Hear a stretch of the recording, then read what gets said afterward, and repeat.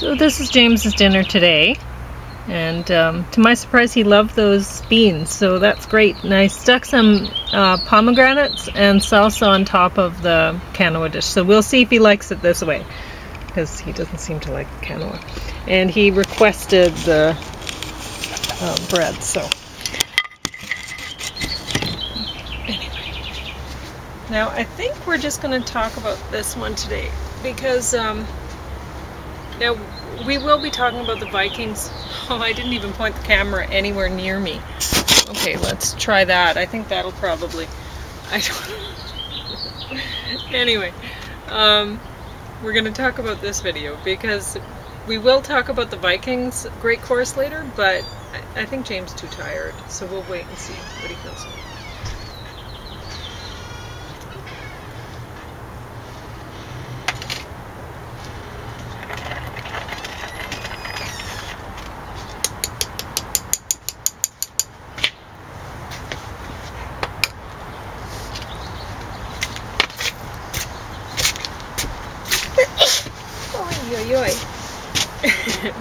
I saw it all over my pants. I shouldn't have worn these cords. I love wearing them, but they hurt my back. They're basically like jeans. In effect, I'm sure.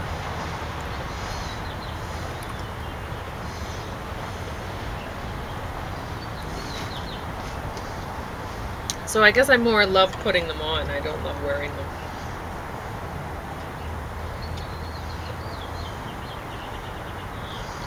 Perhaps love the thought of them.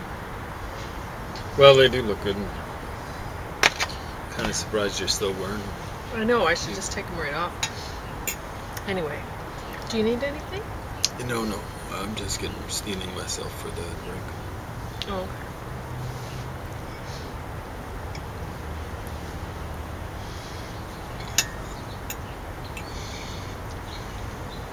okay. Yeah, it's predicted to rain for the rest of the week after today, so... Well, we need some. Yeah. It's not too much.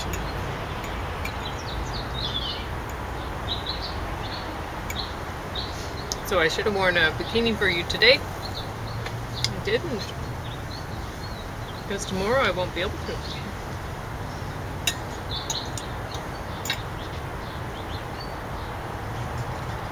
Maybe I will this evening. We'll see if the sun is still out for me. Yeah, it's hard to say. I don't know where that wind's coming from. So anyway, James watched this. Nothing is truer controversy films. One of the most boring controversies. This guy is supposed to have written Shakespeare stuff for him. Yeah. I wish I could get someone to ghostwrite some stuff for me, and then I can claim the credit. Edward de Vere, the 17th Earl of Oxford. Yeah.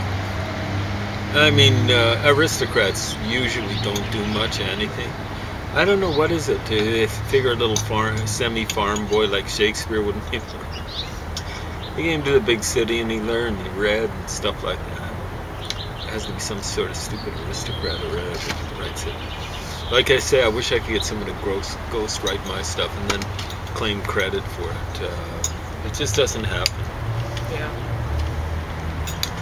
I mean, Shakespeare actually existed. Well, it does happen. So how? But I mean, it wouldn't be the other way around. It wouldn't be some farmer who gets the credit for something an aristocrat wrote, or whatever, right? It doesn't even logically make sense. So Shakespeare actually existed. What did he do? Oh, okay. Jeez. Yeah, it's not like, exactly. It's not like this is a fictional character. So, there's plenty of mysteries out there in the world. I mean, I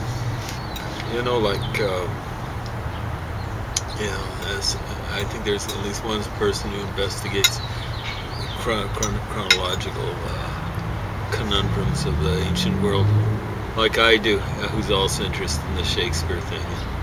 I'm going, dude, there's so many things. I mean, find out about the aliens, i.e. the CIA, CIA stands for Central Intelligence Aliens. You know, like responsible for the UFO sightings and stuff like that.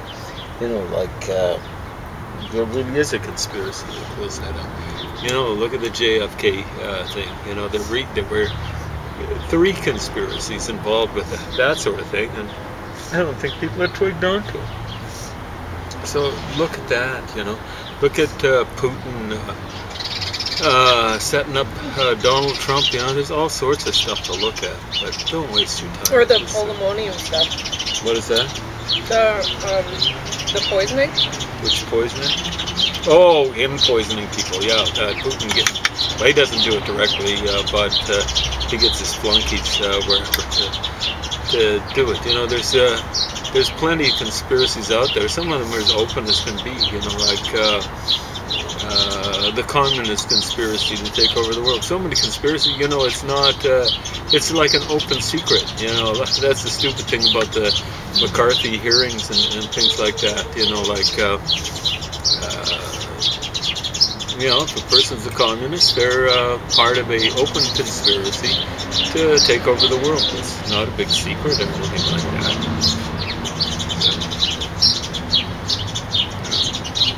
And well, then there's like useful idiots like. Well, there's lots of them. Yeah, I mean, they've gone from being useful idiots for communists, and now it's another belief system. They become useless idiots because that belief system doesn't believe in anything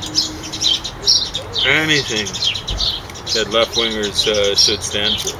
I mean, communists theoretically spouted about democracy of some description or another, and equality and so on and so forth. So that's why, you know, useful idiocy is a good term to apply to their fellow travelers. But yeah, useless idiocy is when you get phony left-wingers. In other words, people who really don't understand that being left-wing should be about not just voting people in and out and people standing down when they've been voted out and having regular votes.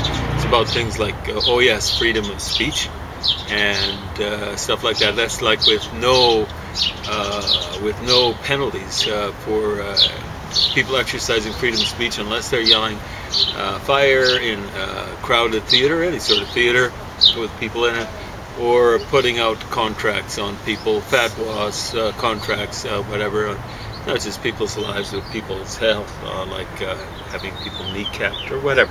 So I'm calling out people who believe in closing down freedom of speech on the so-called left-wing. They're not left-wingers. They're right-wingers. You know, they just they don't believe in democracy. So there you go, you dudes out there. You know, like just come out and declare yourself for what you are, another form of right-winger. Put that in your pipe.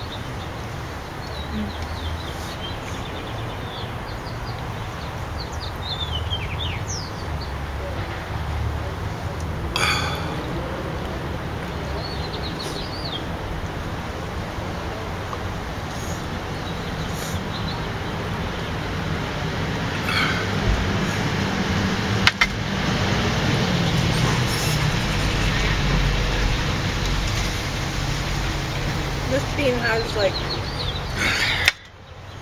is not good.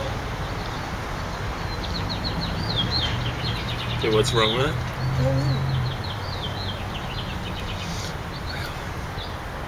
Oh, string. Mm-hmm.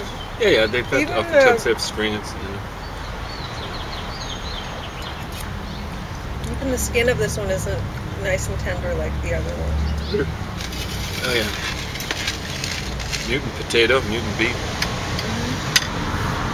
See the size of growth on it. Impressive. No, I never understood it. Like when you used to talk about not believing in multiculturalism and stuff like that, I didn't understand for a long time.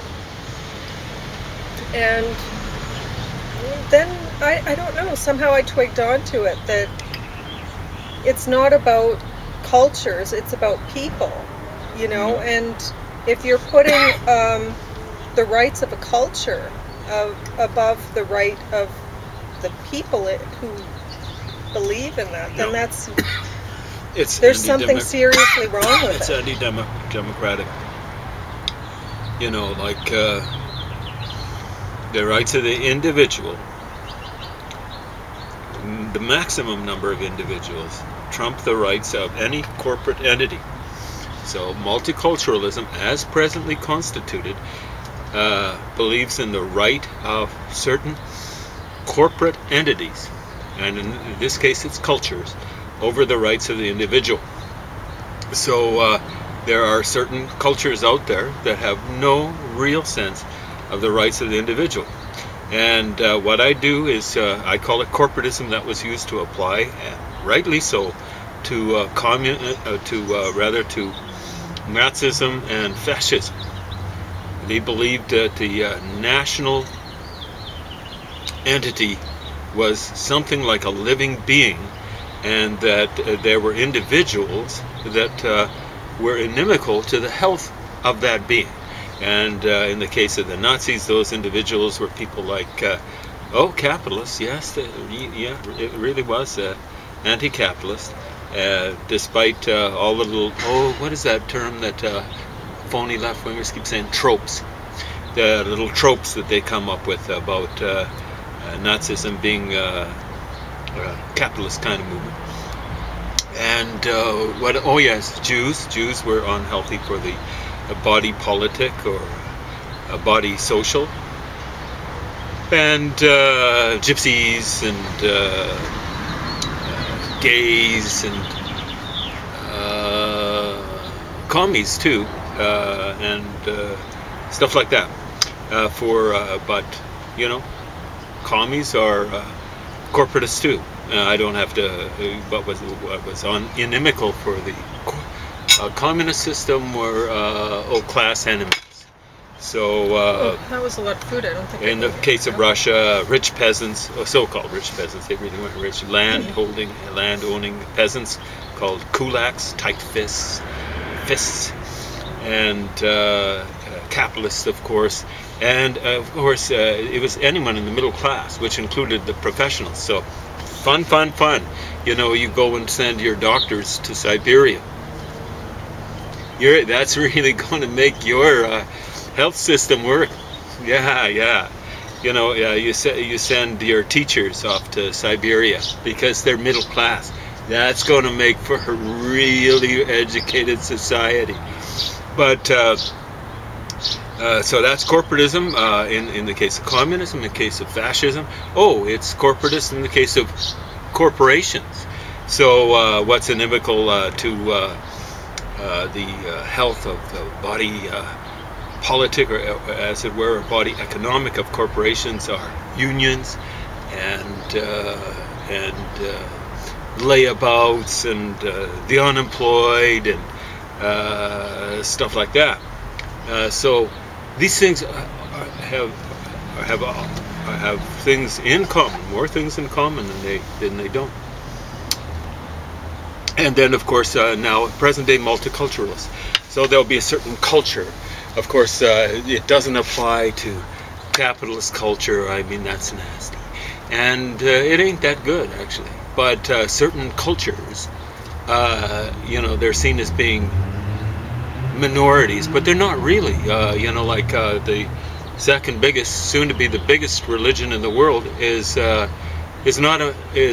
really. Well, it's kind of like a minority, but it's assumed a plurality of the people who be in this religion, and it very definitely does not have a sense of individual rights. And there are all sorts of phony left-wingers. They're supporting the rights of this religion to crush the rights not just of the people who subscribe to the religion, but who subscribe to other religions. And this is not just in places where this religion is the majority religion. It's in places like Canada, where it might be, or in places in Europe where it might be 10% of the population. There, the rights of the religion trump the rights of individuals inside and outside of the religion, and that's not right. That is anti-democratic. News for you, yeah, news flash. So, like the ultimate, I believe in hyper, super, duper, uber multiculturalism. In other words, you break down societies into smaller and smaller and smaller until cultures. It's finally the individual. Until you come up with an individual. Yes. And how do you maintain individual rights? It's something called democracy, where everyone has an equal vote, and where everyone has the rights of free speech. No one should have the right to, by controlling a company, for example, to control their workers, the people that they use and abuse on the labor markets, or their consumers, the people they use and abuse on the consumer markets, or their shareholders, actually. They're the people that they use and abuse on the stock markets. So, yeah, I try to be consistent about that sort of thing. So when capitalists talk about themselves being individualists, it's an individual tyrannizing over other people on these various markets that I enumerated earlier. So, they're not. They don't believe in the individual. They just believe in themselves. They don't believe in other individuals' rights, and they do everything they can to crush those rights.